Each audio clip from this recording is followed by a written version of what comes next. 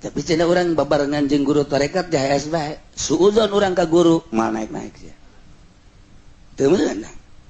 pancenah tun teu suudzon kumaha jak kadeuleuk ku mata eureun sia jadi guru jadi murid dan teu meunang ka guru tarekat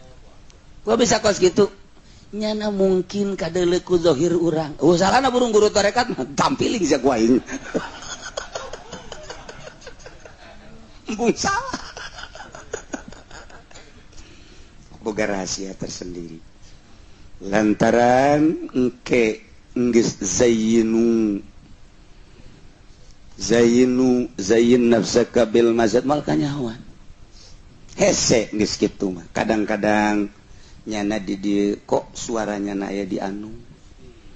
kok bisa babarengan jeung mun Tuan Syekh Abdul Qadir bisa 40 lamun Bung Karno bisa 7 lamun guru-guru Syekh Asnawi caringin bisa 3 di ditu aya di ditu aya di dieu aya teu kumaha nu mana nu asli Abuya Cadasari keur waktu di penjara aya di imah ngaji aya nu mana nu asli coba kadang-kadang kan Habib Rozak di nu ngora aya di nu kolot aya nu mana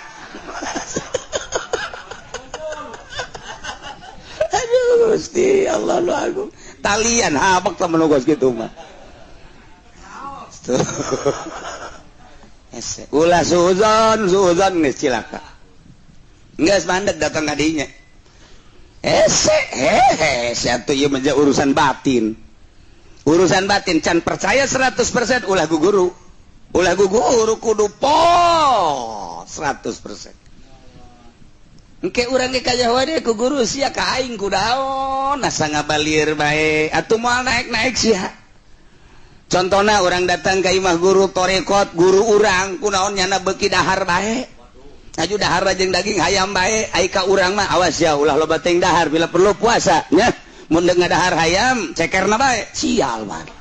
ka urang mah ceker kan guru urang teh eta asal suuzon geus cilaka ieu teh guru urang teh asal aya guru urang na beureun salah geus teu bisa. Kok bisa kos gitu? Kos gitulah urusan batin. Satungtung urang encan pol ulah ngaguru kanyana. Ulah ngaguru geus bae neangan deui guru nu sejen. Jeung teuing ulah ku guru kanyana sebab sangkilang dipaksakeun ge moal naik-naik. Moal naik-naik hese guru tarekat mah.